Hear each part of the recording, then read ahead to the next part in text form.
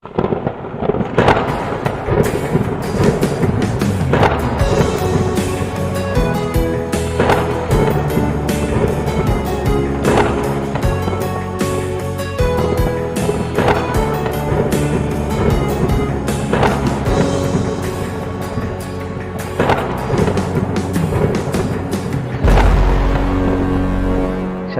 saudaraku yang dikasihi Tuhan Yesus Kristus.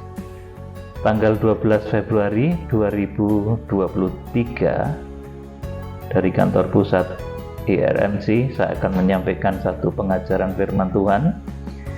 Saat ini saya akan memberi tema alam maut dan dunia orang mati.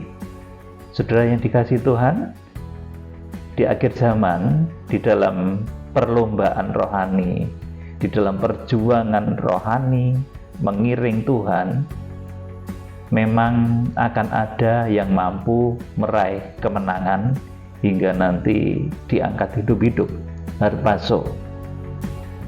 Ada juga yang akan mampu mencapai target diungsikan. Wahyu pasal 12 ayat yang ke-6 dan ayat yang ke-14. Namun saudaraku, orang-orang baik, orang-orang yang beriman, itu ada juga yang mereka seizin Tuhan gagal dan kemudian meninggal dunia di masa perjuangan rohani ini, di masa perlombaan rohani ini, saudaraku. Nah, saudaraku, saat ini saya akan menerangkan kepada saudara tentang bagaimana nasib orang-orang yang meninggal, baik orang yang meninggal di dalam iman dan kebenaran maupun orang yang meninggal di dalam kesesatan. Dan saya akan menyampaikannya berdasar Alkitab dan juga berdasar Roh Kudus yang mengurapi kehidupan saya. Saudara, di manakah mereka orang-orang yang sudah meninggal dunia ini, saudaraku? Kita akan membaca sebagai ayat pendahulu ini ditulis oleh Daniel. Daniel itu orang yang terima wahyu juga, saudaraku, tetapi dia meninggal dunia. Kita akan membaca kitab Nabi Daniel pasal 12 ayat 1 sampai 13. Ingat, saudaraku, Daniel ini menerima wahyu, mendapat pengertian yang begitu komplit tentang akhir zaman. Nanti, saudaraku, Daniel ini menjadi orang yang dibangkitkan di akhir zaman karena dia tidak merupakan penggenap dari wahyu yang dilihatnya. Saudara, kita akan melihat Daniel pasal 12 ayat 1 sampai 13. Pada waktu itu juga akan muncul Mikael, pemimpin besar itu, yang akan mendampingi anak-anak bangsamu, dan akan ada suatu waktu kesesakan besar seperti yang belum pernah terjadi sejak ada bangsa-bangsa sampai pada waktu itu. Tetapi pada waktu itu bangsamu akan terluput, yakni barang siapa yang didapati namanya tertulis dalam kitab itu. Saudaraku, akan muncul pemimpin besar. Ini menunjuk kepada munculnya, saudara, tokoh dari timur yang akan memimpin kegerakan kitab Wahyu yang kemarin sudah saya sampaikan, ya. Saudaraku, saya tidak akan bolak-balik sampaikan hal itu, supaya saudara simak saja kemarin ciri-ciri tokoh yang akan muncul dari timur. Sudah ada di link YouTube di bawah. Ya, saudaraku, saya lanjutkan ayat yang kedua. Dan banyak dari antara orang-orang yang telah tidur di dalam debu, saya ulangi, dan banyak dari antara orang-orang yang telah tidur di dalam debu tanah akan bangun, sebagian untuk mendapat hidup yang kekal, sebagian untuk mengalami kehinaan dan kengerian yang kekal. Ini terjadi di akhir zaman, ya, saudaraku. Yang pertama itu Berbahagialah ia yang mendapat kebangkitan yang pertama, maka kematian kedua tidak akan berkuasa lagi. Orang-orang yang mewarisi kerajaan 1000 tahun damai bersama Tuhan Yesus Kristus, itulah orang-orang benar dari awal zaman sampai akhir zaman. Sudah yang dikasih Tuhan, jadi kebangkitan itu, saudara, kebangkitan orang mati, baik yang berada dalam kebenaran maupun yang ada di dalam ketidakbenaran, mereka akan bangkit nanti, saudaraku, di akhir zaman. Saat ini belum kebangkitan ya, saudaraku. Jadi saya ibaratkan ya, kalau orang misalkan mau dihukum, itu tentunya ditahan dulu ya, saudaraku, tidak langsung masuk ke dalam hukuman, tidak langsung divonis, diadili dulu, saudaraku. Nah, pengadilan itu posisinya ketika Tuhan Yesus Kristus datang, dan juga ada satu lagi namanya pengadilan tahta putih, itu di akhir kerajaan 1000 tahun damai. Pengadilan kursi Kristus itu untuk mengadili orang-orang benar, memberikan hadiah bema Kristus namanya, itu ketika perjamuan malam kawin anak domba. Sudah, kemudian pengadilan tahta putih itu pengadilan untuk orang-orang yang mau masuk ke neraka. Sudah yang dikasih Tuhan. Jadi saat ini saya beritahu saudara, belum ada orang yang masuk ke neraka. Saudaraku, Wahyu pasal yang ke-19 di ayat yang terakhir tuh dikatakan yang pertama kali dilemparkan ke dalam lautan api dan belerang, neraka kekal siang dan malam sampai selama-lamanya, itu adalah antikris dan nabi palsu. Saudaraku, jadi saat ini belum ada orang yang dimasukkan ke neraka, itu belum ada. Mereka masih berada di satu tahanan, bahasa saya, tahanan Tuhan yang namanya itu Hades. Saudaraku, posisinya di mana Hades itu? Di dalam bumi. Kalau orang lain itu menyebut sebagai alam kubur, saudaraku, tetapi Alkitab itu menyebut sebagai alam maut atau Hades. Saudara yang dikasih Tuhan, jadi ayat 2, dan banyak dari antara orang-orang yang telah tidur di dalam debu tanah akan bangun, sebagian untuk mendapat hidup yang kekal, sebagian untuk mengalami kehinaan dan kengerian yang kekal.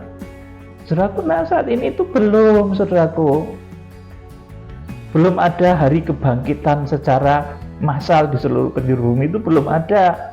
Itu ketika nanti Tuhan Yesus Kristus datang. Ketika nafiri yang terakhir itu berbunyi, saudaraku, maka orang-orang mati akan dibangkitkan. Mereka yang diungsikan nanti akan diangkat hidup-hidup. Kita yang tertinggal pada saat itu, saudaraku, akan diangkat hidup-hidup. Saudaraku, seperti 1 Korintus 15, 51, 52 dan selanjutnya itu. Saudaraku, jadi saat ini belum ada penduduk neraka, itu belum ada, saudaraku. Lawang yang pertama dilempar ke neraka lautan api belerang, kekal selama-lamanya, itu yang masuk sana ya antikris dan nabi palsu. Ini Alkitab itu sudah nyatut loh, saudaraku. Yuk kita akan lanjutkan. Daniel pasal 12 ayat yang ketiga. Nah, jadi tadi ada yang mati ya, saudaraku. Kemudian ayat yang ketiga berkaitan dengan akhir zaman juga ini, saudaraku. Dan orang-orang bijaksana akan bercahaya seperti cahaya cakrawala yang telah menuntun banyak orang. Nah, seperti cahaya cakrawala, ini cahaya sang surya ya, saudaraku. Dan yang telah menuntun banyak orang kepada kebenaran seperti bintang-bintang tetap untuk selama-lamanya. Ini orang-orang yang tidak mati. Mereka diantaranya adalah 7 bintang yang digenggam di tangan kanan Tuhan Yesus Kristus. Mereka sampai kepada saat harpazo itu tidak akan mati, saudaraku. Oleh karena itu, pemimpin kegerakan di akhir zaman yang akan membawa jemaat itu hidup juga adalah pemimpin yang hidup, karena harus memberi teladan dan contoh bagaimana mengelola tubuh, jiwa, roh.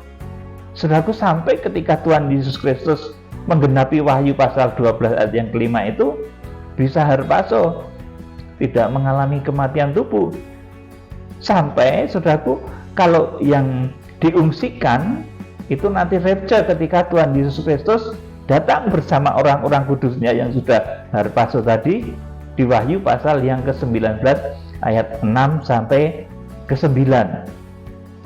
Saudaraku, jadi tokoh-tokoh rohani di akhir zaman yang akan membawa jemaat-jemaat hidup sampai Tuhan Yesus Kristus datang itu juga adalah tokoh-tokoh rohani yang hidup, ya saudaraku, karena harus memberi contoh.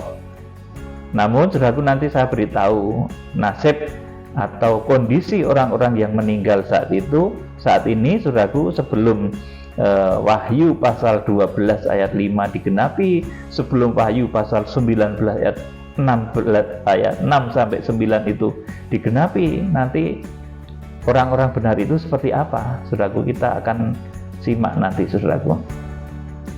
Ayat yang ke-3 saya ulangi. Jadi ini para pemimpin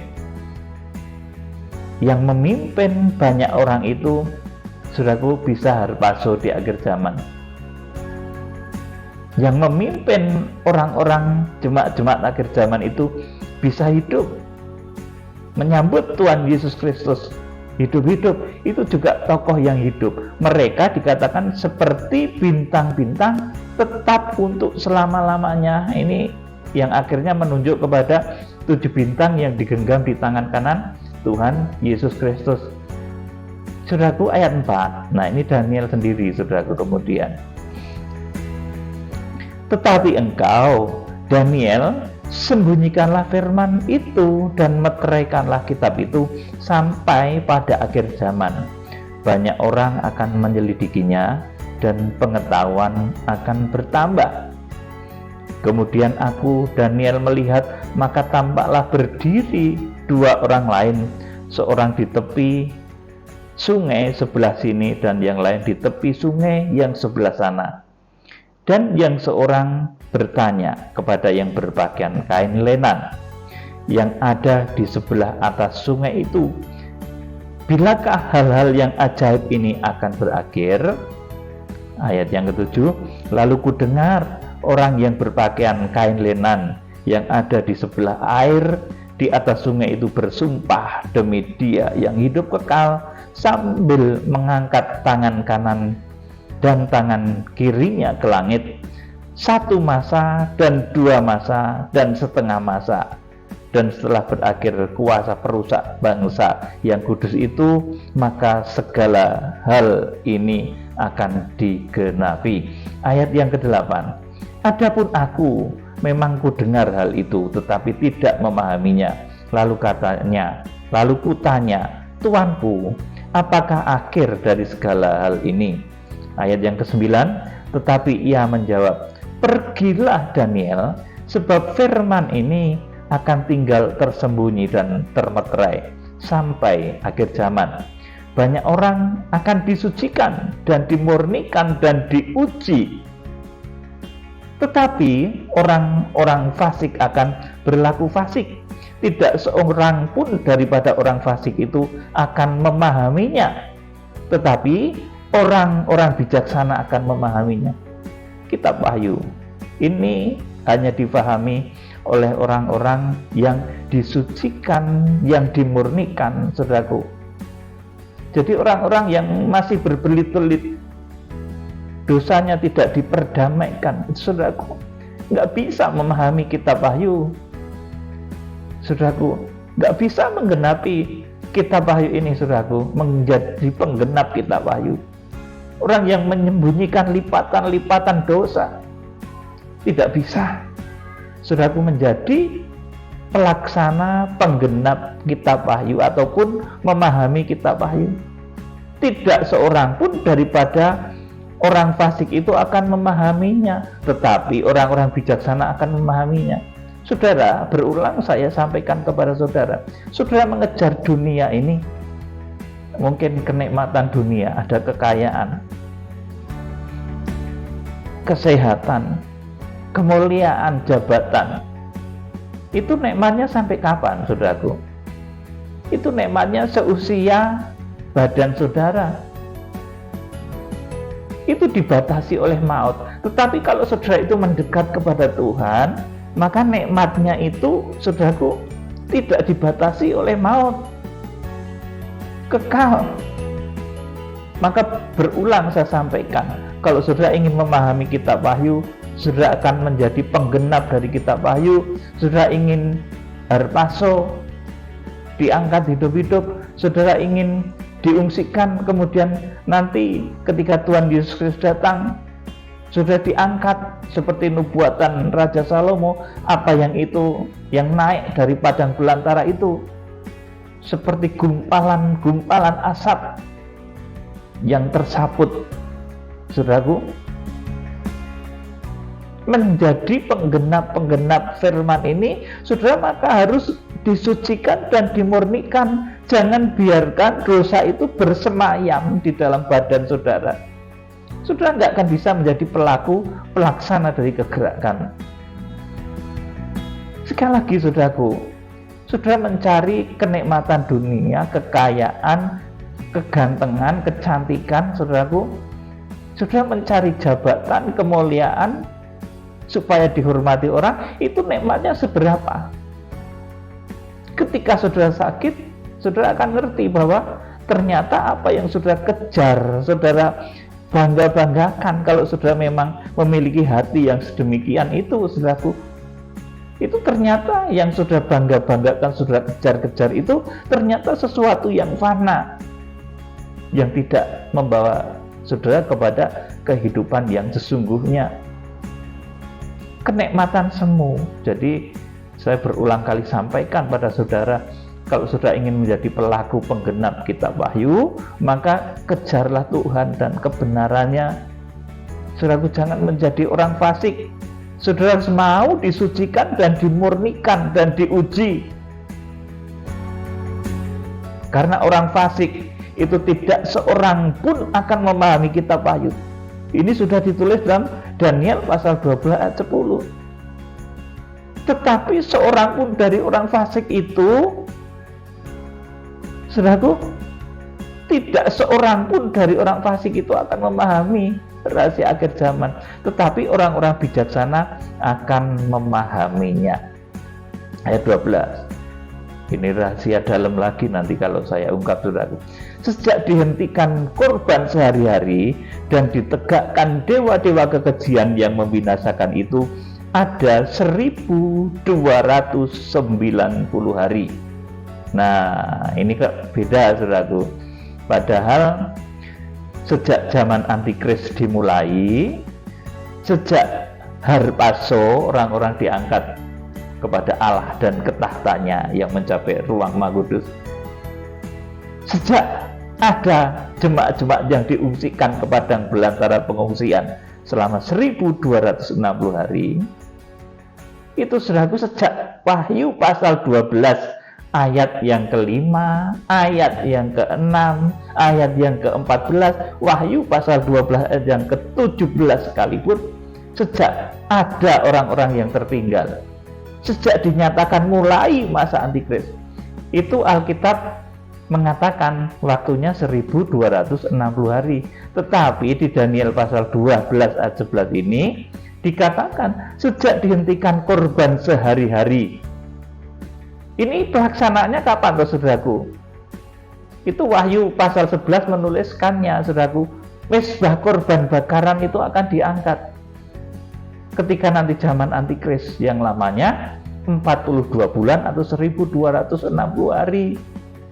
Mezbah korban bakaran itu diangkat. Sejak dihentikan korban sehari-hari dan ditegakkan dewa-dewa kekejian yang membinasakan itu, ada 1290 hari. Saudara, saya akan menyimak kenapa ada perbedaan. Saudara simak ya, saya akan terangkan dengan sedikit detail. Namanya ini pembukaan rahasia firman.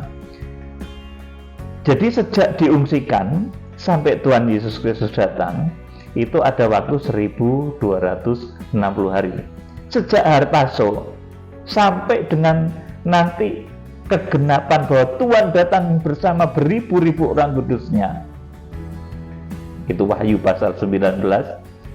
Sejak dinyatakan permulaan masa Antikris sampai Tuhan Yesus Kristus datang, itu ada 1260 hari. Tetapi Daniel 12 ayat 11 ini dikatakan sejak dihentikan korban sehari-hari, itu ya sejak mulai masa Antikris, dan ditegakkan dewa-dewa kekejian yang membinasakan, itu ada 1290 hari. Ada perbedaan 30 hari, saudaraku. Ini apa, saudaraku, kenapa beda? Saudara, 30 hari perbedaan ini, saudara harap mengerti kejadian yang terjadi ketika kitab Wahyu pasal 19 ayat 6 sampai 10 itu digenapi. Namanya perjamuan kawin anak domba. Nah, ternyata selisih waktu 30 hari ini adalah waktu perjamuan kawin anak domba. Itu adalah lamanya, adalah waktu di mana pengadilan kursi Kristus itu terjadi. Jadi perjamuan kawin anak domba itu lamanya 30 hari ya saudaraku. Kalau ada Pak Presiden mantu saja juga nggak cuma sehari ya, 1 hari, 2 hari, 3 hari, saudaraku. Masih ada pesta di Solo, pesta di Jogja, bahkan mungkin juga di istana juga ada, saudaraku. Nah, perjamuan kawin anak domba ini, saudaraku, ini berlangsung 30 hari. Nah, itulah terjadinya perbedaan antara Wahyu pasal 12 ayat yang ke-6, maka wanita itu diungsikan ke satu tempat yang disediakan oleh Allah selama 1260 hari. Ternyata di sini ditulis sejak dihentikan korban sehari-hari dan ditegakkan dewa-dewa kekejian yang membinasakan, itu ada 1290 hari. Ada beda 30 hari.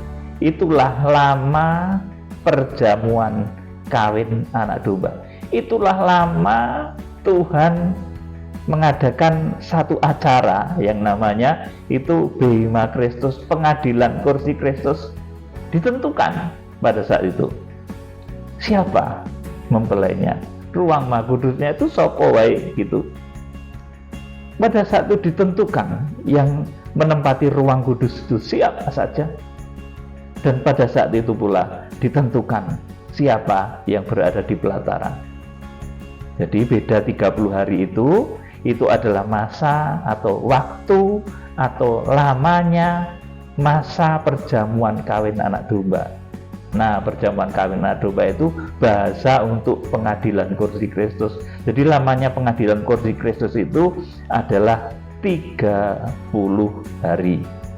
Ya, diingat ya. Nah, boleh saudara catat, boleh saudara nanti buktikan juga ya, kiranya mendapat kemurahan sampai ke sana saudara. Kemudian ayat yang ke-12 ini beda lagi saudaraku.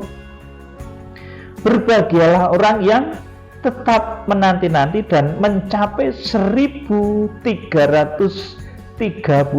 hari. Ini beda lagi. Di Wahyu pasal 12 ayat yang ke-6 dikatakan 1260 hari. Daniel pasal 12 ayat 11 dikatakan ada waktu 1290 hari, beda 30 hari. Kemudian ini beda lagi, berbahagialah orang yang tetap menanti-nanti dan mencapai 1330 hari lamanya. Ini beda 40 hari lagi. Saudaraku, jadi kalau dengan Wahyu pasal 12 ayat yang ke-6 itu bedanya ada 30 ditambah 45, ada 75 hari. Saudaraku, jadi setelah selesai pengadilan kursi Kristus, setelah selesai perjamuan kawin anak domba, Maka saudaraku, itu kegenapan Wahyu pasal 19 ayat-ayat yang terakhir. Itu ada perang besar namanya perang Harmagedon, ya saudaraku, yang membunuh semua manusia. Maka semua manusia, saudaraku, dibunuh dengan pedang yang keluar dari mulut penunggang kuda putih itu. Saudaraku, jadi beda 45 hari, saudaraku, dari setelah perjamuan kawin anak domba, dari setelah pengadilan kursi Kristus. Saudaraku, jadi formasi perang Harmagedon itu Tuhan bersama orang-orang kudusnya sudah komplit, sama posisi-posisinya sudah tepat, posisi-posisinya sudah ditetapkan oleh Tuhan. Jadi perang Harmagedon itu pasukan Tuhan menghadapi saudaraku, orang-orang yang jahat yang ada di dunia ini, saudaraku. Nah, saudaraku, tetapi di sini dikatakan berbahagialah orang yang tetap menanti-nanti dan mencapai 1335 hari. Jadi ada 45 hari lagi, ya, setelah pengadilan kursi Kristus, setelah perjamuan malam kawin anak domba. Jadi perjamuan malam kawin anak domba tadi 30 hari, ya saudaraku, 1290 hari dikurangi 1260 hari, itu 30 hari lama perjamuan kawin anak domba, lama perjamuan malam kawin anak domba, lama dari pengadilan kursi Kristus untuk menentukan orang-orang. Oh, kamu pintu gerbang, oh kamu berada di mezbah korban bakaran posisimu, oh posisimu di bejana pembasuhan, oh posisimu di pintu kemah, oh posisimu di meja roti sajian, dan sampai ruang Maha Kudus. Itu saudaraku, Tuhan melakukannya selama 30 hari. Setelah kedatangannya sampai dengan 30 hari itu, maka di sini dikatakan berbahagialah orang yang saudaraku, sejak dihentikan korban sehari-hari dan ditegakkan dewa-dewa kekejian yang membinasakan itu ada 1290 hari. Nah, ini rahasia dari berapa lama perjamuan kawin anak domba. 30 hari, diingat, dicatat, saudaraku. Ini lama perjamuan kawin anak domba. Kemudian, saudaraku, berbahagialah orang yang tetap menanti-nanti dan mencapai 1335 hari. Ini ada 45 hari lagi. Jadi setelah perjamuan kawin anak domba itu akan ada kejadian besar yang memakan waktu 45 hari.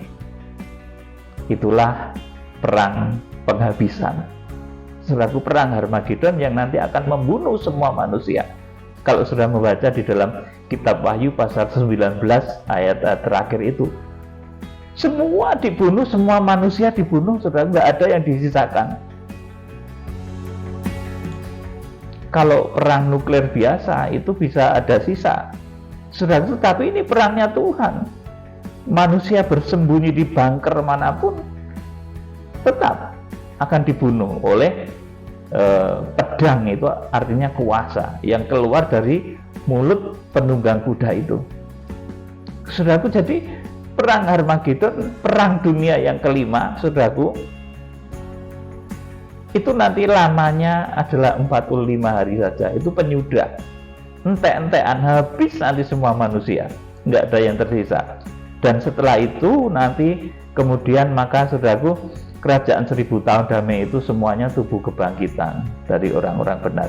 Saudara, ini pengetahuan ekstra, ya, saya tambahkan di dalam pengajaran tentang alam maut ini. Kita sekarang akan belajar tentang alam maut, tentang orang-orang yang mati, baik yang berposisi orang benar maupun orang yang sesat, yang nggak benar. Kita akan belajar dari Lukas pasal 23 ayat yang ke-39 dan selanjutnya.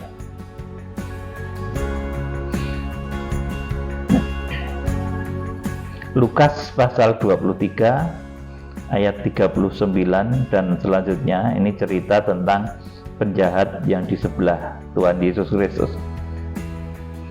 Seorang dari penjahat yang digantung itu menghujat dia, katanya, "Bukankah engkau adalah Kristus? Selamatkan dirimu dan kami." Tetapi seorang menegur dia, katanya, "Tidakkah engkau takut juga tidak kepada Allah, sedang engkau menerima hukuman?" Saya ulangi. Tetapi yang seorang menegur dia, katanya, "Tidakkah engkau takut juga tidak kepada Allah, sedang engkau menerima hukuman yang sama?" Kita memang selayaknya dihukum, sebab kita menerima balasan yang setimpal dengan perbuatan kita. Tetapi orang ini tidak berbuat dosa sesuatu yang salah. Ayat 42, lalu ia berkata, "Yesus, ingatlah akan aku apabila engkau datang sebagai Raja." Ayat 43, perhatikan.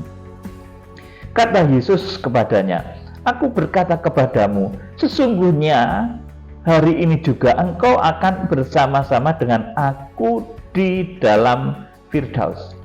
Hari itu juga, saudaraku, pada saat Tuhan ngomong itu, saudaraku, sorenya sekitar jam 3, Tuhan Yesus mati di kayu salib. Eloi, Eloi, lama sabachthani. Pada saat itu, saudaraku, Tuhan Yesus itu nggak langsung naik ke surga. Itu masih berada di, saudaraku, satu alam yang digambarkan itu merupakan alam yang ditempati oleh Bapak Abraham juga, yang ditempati tentunya oleh Daniel juga yang meninggal, saudaraku, dan dikatakan nanti akan dibangkitkan di akhir zaman.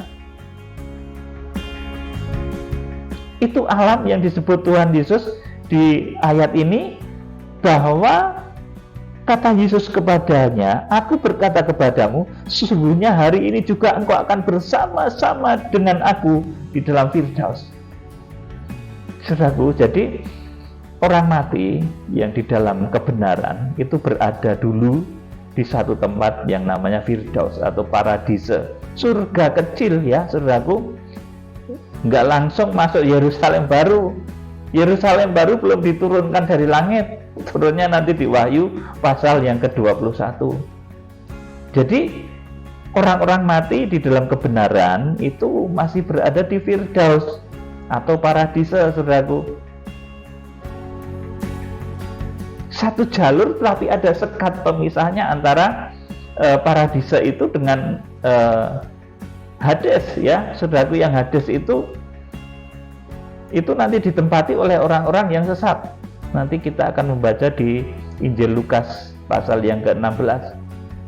Saudaraku, jadi ketika Tuhan Yesus Kristus itu mati, dia tidak langsung naik surga loh, saudaraku. Ingat, masih ada beberapa hari.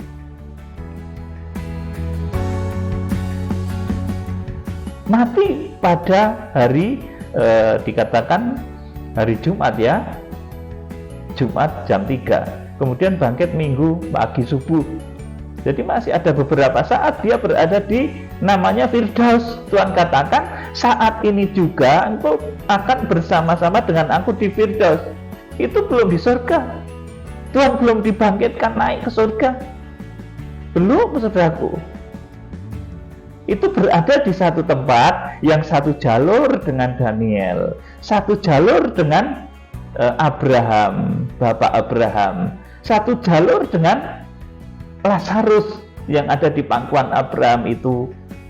Nah, satu jalur dengan penjahat yang mengakui Tuhan Yesus ini, yang dikatakan oleh Tuhan Yesus kemudian bahwa hari itu juga pada saat Tuhan Yesus berkata Eloi, Eloi, lama sabachthani, itu Tuhan belum langsung ke surga, tidak, tapi berada di satu alam, satu tempat yang namanya paradise atau Firdaus, surga kecil. Yang di sana ada Daniel, ada Yeremia, ada para nabi, ada Bapak Abraham, ada Lazarus, itu di sana. Nah, saudaraku, Tuhan Yesus juga berada di sana, tapi sebentar saja.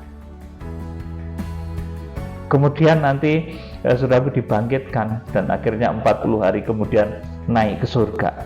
Saudara yang dikasihi Tuhan Yesus Kristus, kata Yesus kepadanya, aku berkata kepadamu, sesungguhnya hari ini juga engkau akan ada bersama-sama dengan aku di dalam Firdaus. Ketika itu hari kira-kira jam 12. Nah, waktu ngomong itu hari jam 12. Lalu kegelapan meliputi seluruh daerah itu sampai jam 3. Sebab matahari tidak bersinar dan tabir bait suci terbelah 2. Lalu Yesus berseru dengan suara nyaring, ya Bapa, ke dalam tanganmu kuserahkan nyawaku. Dan sesudah berkata demikian, ia menyerahkan nyawanya. Saudara, saya tidak mengerti, Alkitab juga tidak nyatet bahwa penjahatnya ini matinya kapan jamnya, saudaraku. Tetapi yang jelas ini malah sebelum Tuhan Yesus mati pada jam 3 itu, saudaraku. Karena Tuhan katakan, hari ini juga engkau akan bersama-sama dengan aku di dalam Firdaus. Saudaraku, itu enggak langsung surga, saudaraku. Ingat, itu ada 3 hari. Jadi yang dimaksud Tuhan Yesus, pada hari ini juga engkau akan bersama-sama dengan aku di Firdaus, itu bukan langsung di surga, itu enggak. Inilah posisi orang-orang mati yang benar, saudaraku. Saat ini sekalipun, saudaraku, di sana ada Daniel, ada para nabi, Yeremia, Yehezkiel, saudaraku, yang menerima wahyu-wahyu itu. Di sana ada Bapak Abraham, di sana ada Lazarus yang di pangkuan Bapak Abraham. Itulah yang disebut Tuhan Yesus yang dikatakan kepada penjahat itu, saat inilah, pada saat hari ini juga engkau akan bersama dengan aku di Firdaus. Itu bukan langsung surga. Nah, saudaraku, sampai saat ini pun, saudaraku, orang-orang mati di dalam kebenaran juga belum dibangkitkan. Mereka berada di satu tempat yang namanya Firdaus atau paradise. Saudaraku, ingat baik-baik ya ini. Tadi di Daniel sudah dikatakan, Daniel itu nanti akan dibangkitkan di akhir zaman. Di akhir zaman, ketika kitab Wahyu nanti digenapi. Nah, saudaraku, di tempat Daniel itu pula, saudaraku, Bapak Abraham yang kemudian diceritakan di Lukas pasal 16 ayat 19 sampai 31 itu berada. Itu tempat Daniel juga. Itu tempat Bapak Abraham. Itu tempat penjahat yang dijanjikan oleh Tuhan Yesus bahwa saat ini juga engkau akan bersama dengan aku di Firdaus. Itu bukan langsung surga, tetapi satu tempat khusus untuk orang-orang benar. Ya, saudaraku, tempat khusus, surga kecil. Saudara yang dikasihi Tuhan, jadi yuk kita akan lanjut di dalam Injil Lukas pasal 16 ayat yang ke-19 sampai 31. Ini kisah tentang Bapak Abraham, kemudian orang kaya yang mati, kemudian masuk di alam maut itu, saudaraku. Kemudian melihat Bapak Abraham memangku Lazarus itu berada di Firdaus tadi, seperti yang ditempati oleh Daniel saat ini juga, seperti yang ditempati oleh orang mati yang di sebelah Tuhan Yesus Kristus, penjahat yang bertobat di sebelah Tuhan Yesus itu sekarang di Firdaus juga. Lazarus juga iya, saudaraku, saat ini belum dibangkitkan, saudara. Dan kebangkitan itu menunggu Tuhan Yesus Kristus datang. Makanya Tuhan Yesus ditunggu-tunggu para nabi, ditunggu Bapak Abraham juga, bahkan, saudaraku, ditunggu Daniel juga. Itu dahsyatnya Tuhan Yesus.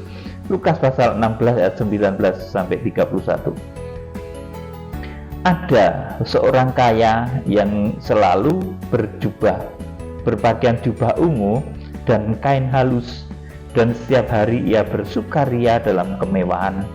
Dan ada seorang pengemis bernama Lazarus, badannya penuh dengan borok, berbaring dekat pintu rumah orang kaya itu. dan ingin menghilangkan laparnya dengan apa yang jatuh dari meja orang kaya itu. Malahan anjing-anjing datang dan menjilat boroknya. Kemudian matilah orang miskin itu, lalu dibawa oleh malaikat-malaikat ke pangkuan Abraham. Abraham di mana? Apa sudah naik di surga? Yerusalem baru belum, saudaraku. Yerusalem baru itu belum diturunkan. Nanti diturunkan setelah langit ini dan bumi ini lenyap. Mereka masih berada di satu tempat yang namanya Paradise atau Firdaus, tempatnya Daniel, tempatnya Bapak Abraham, tempatnya Lazarus, tempatnya penjahat yang bertobat di samping Yesus itu. Mereka berada di Firdaus. Jadi nggak langsung di surga. Saudaraku,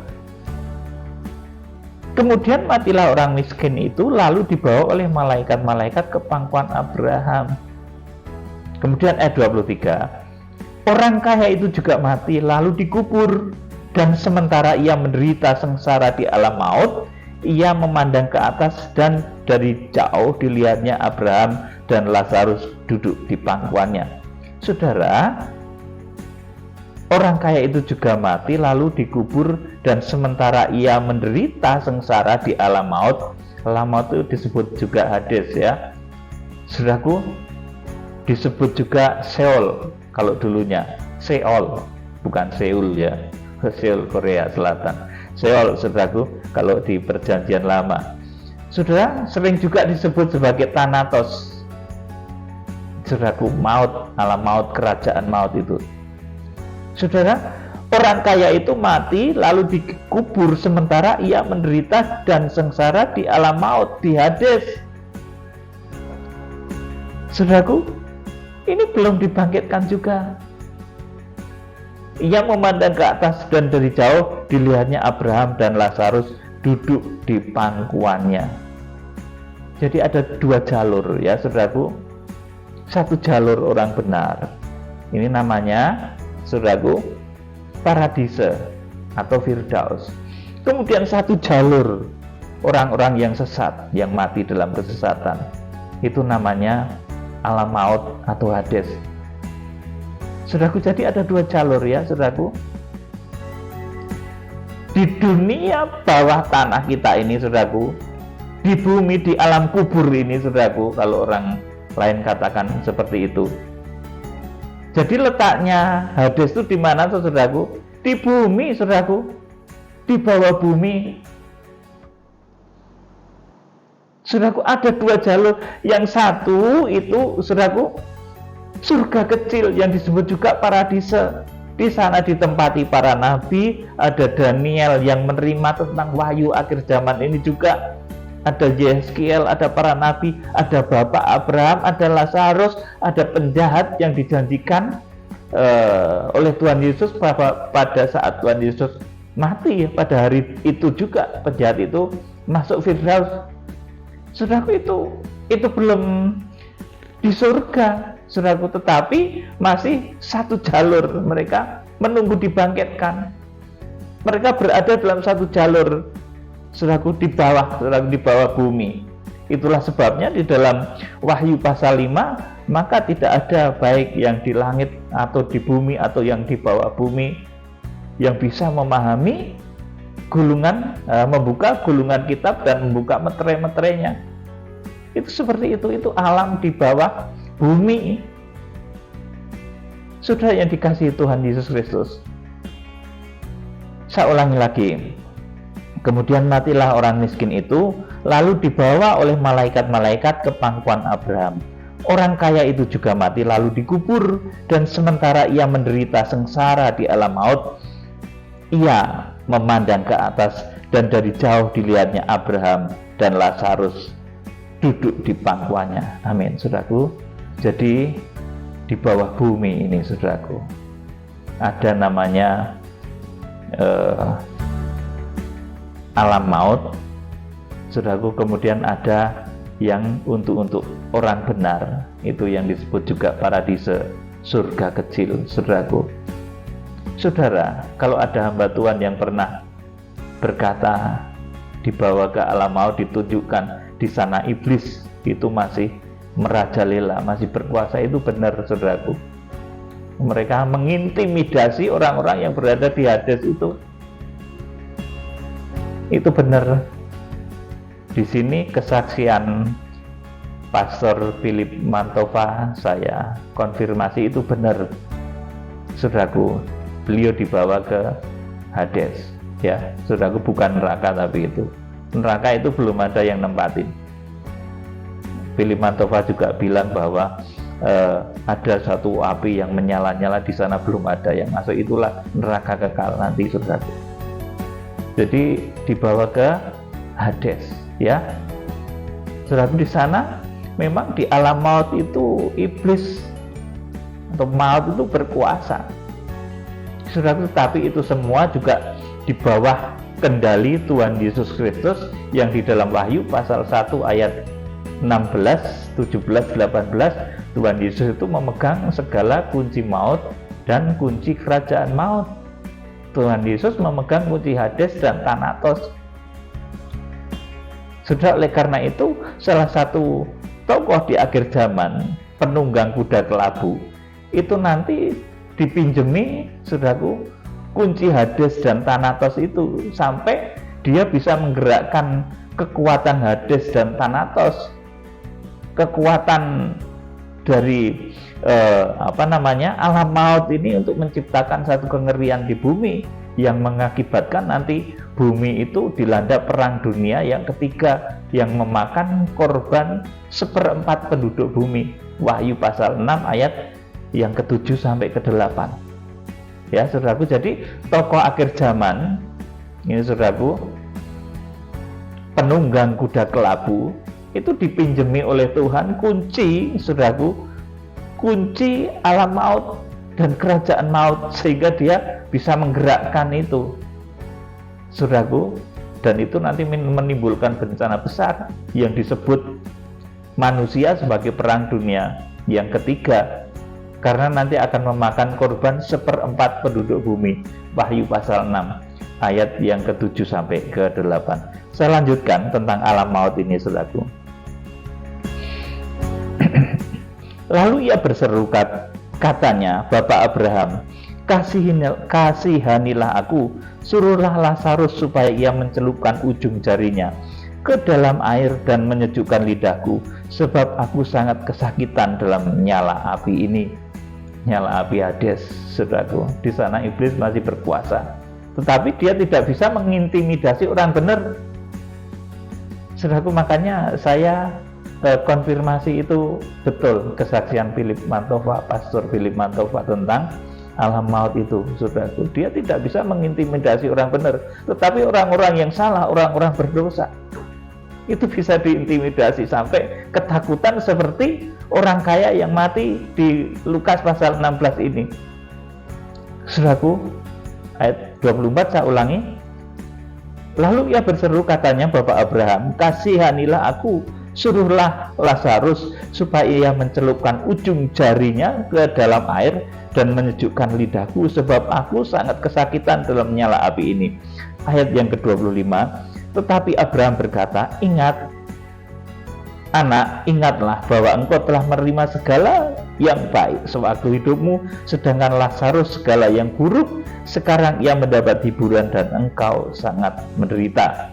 Nah, ini bukan berarti kemudian orang yang ketika hidupnya itu menjadi orang baik, benar, kudus, diberkati, sudah kemudian pasti masuk di Hades itu, ya tidak saudaraku. Banyak orang-orang yang dimuliakan Tuhan, ada Raja Salomo, Raja Daud, orang-orang kaya itu juga sekarang berada di tempatnya Bapak Abraham itu paradise, itu Firdaus yang dikatakan oleh Tuhan Yesus, yang dijanjikan kepada penjahat yang di sebelahnya yang bertobat itu, bahwa pada hari itu juga penjahat yang bertobat itu bersama Yesus di Firdaus. Sudah yang dikasih Tuhan, ayat 26 saya lanjutkan dari Lukas 16. Selain daripada itu, di antara kami dan engkau terbentang jurang yang tak terseberangi, supaya mereka yang mau pergi dari sini kepadamu ataupun mereka yang mau datang dari situ kepada kami tidak dapat menyeberang. Jadi meskipun mereka satu jalur, saudaraku, tetapi ada pembatas yang tidak terseberangi. Saudaraku, jalur kemana? Saudaraku, menuju hari kebangkitan semuanya itu, saudaraku. Baik para nabi dari Adam, Daniel, Yeskiel, saudaraku, Salomo, Daud, Bapak Abraham, Lazarus, orang mati, saudaraku yang bertobat, penjahat yang bertobat di sebelah Tuhan Yesus itu semua berada di satu jalur yang namanya Firdaus, saudaraku. Firdaus, surga kecil, paradise. Saudaraku, mereka belum dibangkitkan. Itu kebijaksanaan Tuhan yang ngatur seperti itu, saudaraku. Itu alam di bawah bumi. Saudaraku, sementara yang disebut alam siksaan atau alam maut yang ditempati oleh orang kaya dan orang-orang sesat, ya saudaraku, orang kaya yang diceritakan di Lukas 16 ini, saudaraku, dan orang-orang yang tidak benar itu berada dalam satu tempat siksaan yang namanya di dalam bahasa lain itu disebut siksaan di dalam kubur, begitu, saudaraku. Tetapi, saudaraku, orang-orang yang berada di jalur kebenaran itu tidak tersentuh oleh itu, saudaraku. Karena ada tempat, ada sesuatu yang tidak terseberangi di antara keduanya. Ayat yang ke-27. Kata orang itu, kalau demikian aku minta kepadamu, Bapa, supaya engkau menyuruh dia ke rumah ayahku. Sebab masih ada 5 orang saudaraku, supaya ia memperingati mereka yang dengan sungguh-sungguh agar mereka jangan sampai masuk kelak ke dalam tempat penderitaan ini. Tetapi Abraham berkata, ada pada mereka kesaksian Musa dan para nabi, baiklah mereka mendengarkan kesaksian itu. Jawab orang itu, tidak, Bapak Abraham, jika ada seorang yang datang dari antara orang mati kepada mereka, mereka akan bertobat. Ayat 31, kata Abraham kepadanya, jika mereka tidak mendengarkan kesaksian Musa dan para nabi, mereka tidak juga akan mau diyakinkan sekalipun oleh seorang yang bangkit dari antara orang mati. Tuhan Yesus ini, saudaraku, banyak orang itu yang kepada Tuhan Yesus yang bangkit dari antara orang mati itu tetap nggak mau percaya, saudaraku. Jadi menjadi jelas sekarang, ya saudaraku, orang-orang mati baik yang berada di dalam kebenaran itu mereka sekarang masih di satu tempat penantian, menanti hari dibangkitkan ketika Tuhan Yesus Kristus datang. Disebut di dalam 1 Korintus 15 ayat 51 dan selanjutnya itu, saudaraku, mereka yang mati di dalam kebenaran akan terlebih dahulu bangkit, kemudian mempelai di padang belantara pengungsian itu akan diangkat hidup-hidup, diubahkan. Saudaraku, itu pada saat Tuhan Yesus Kristus datang bersama-sama dengan orang-orang, bersama dengan beribu-ribu orang kudusnya, bersama dengan orang-orang yang terpasuk. Ini rahasia dalam, ya saudaraku. Jadi ada 2 jalur di bawah tanah ini, saudaraku. Yang pertama jalur orang-orang benar, itu surga kecil atau paradise atau Firdaus, itu yang ditempati oleh para nabi, Bapak Abraham, Daniel, Yeskiel, kemudian penjahat yang bertobat di sebelah Tuhan Yesus itu, saudaraku, mereka berada di sana. Itu jalur yang pertama. Jalur yang kedua ini jalur orang-orang yang sesat, saudaraku. Ini mereka juga menanti hari untuk dibangkitkan, tetapi orang-orang sesat itu bangkitnya nanti di pengadilan tahta putih, sebelum perang Gog dan Magog. Itu mereka bangkit, maka naiklah mereka dari seluruh dataran di bumi, dan jumlah mereka banyak sekali, saudaraku. Kemudian diadili di pengadilan tahta putih untuk dilemparkan ke neraka kekal. Ya saudaraku, jadi penghuni neraka itu yang pertama masuk itu adalah antikris, nabi palsu, kemudian iblis nanti saudaraku. Iblis itu ditangkap kemudian dilemparkan. Kemudian sesudah itu orang-orang yang sesat, orang-orang yang nggak benar itu juga dilemparkan ke neraka kekal. Tetapi orang-orang yang benar, yang berada di jalurnya Daniel, Abraham, saudaraku, berada di jalurnya Salomo, Raja Daud, berada di jalurnya Bapak Abraham bersama Lazarus yang ada di pangkuannya tadi. Sudah ketika Tuhan Yesus Kristus datang, itu menggenapi 1 Korintus 15 ayat 51 dan selanjutnya orang-orang yang mati akan dibangkitkan. Daniel itu bangkitnya di situ loh saudaraku. Mereka akan bangkit di sana, kemudian mewarisi kerajaan 1000 tahun damai bersama Tuhan Yesus Kristus, saudaraku, di dalam tubuh kemuliaan. Saudara juga ingat toh, tadi sudah saya terangkan, nanti ketika perang terakhir itu saudaraku, yang lamanya 45 hari, perang dunia kelima itu saudaraku, 45 hari lamanya, nanti catat ya, ini pelajaran penting dari kitab Nabi Daniel tadi, kenapa ada selisih hari-hari tadi.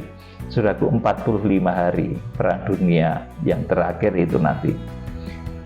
Saudaraku, jadi orang-orang kudus itu nanti akan dibangkitkan ketika Tuhan Yesus Kristus datang. Kemudian orang-orang yang sesat, termasuk orang kaya yang mati, saudaraku, kemudian meminta supaya Lazarus mencucukkan jarinya, saudaraku, itu nanti bangkitnya di sana sebelum terjadi perang Gog dan Magog. Sesaat sebelum terjadi perang Gog dan Magog, kebangkitannya digambarkan, maka naiklah mereka ke seluruh dataran di bumi. Tidak digambarkan sebagai kebangkitan. Ayat-ayat Alkitab ini luar biasa, saudaraku, karena mereka orang-orang yang nggak benar digambarkan sebagai naik saja. Mereka dihasut oleh iblis yang dilepas setelah dipenjara 1000 tahun itu, saudaraku. Mereka naik dari seluruh dataran di bumi, kemudian mengepung tentara orang kudus itu. Kemudian dari api turunlah, dari langit turunlah api menghanguskan mereka, saudaraku. Kemudian langit bumi lenyap, ada pengadilan tahta putih itu untuk mengadili orang-orang yang tersesat. Kiranya Tuhan Yesus Kristus, Imam Besar Agung, memberkati. Salam penuaian. Haleluya. Amin.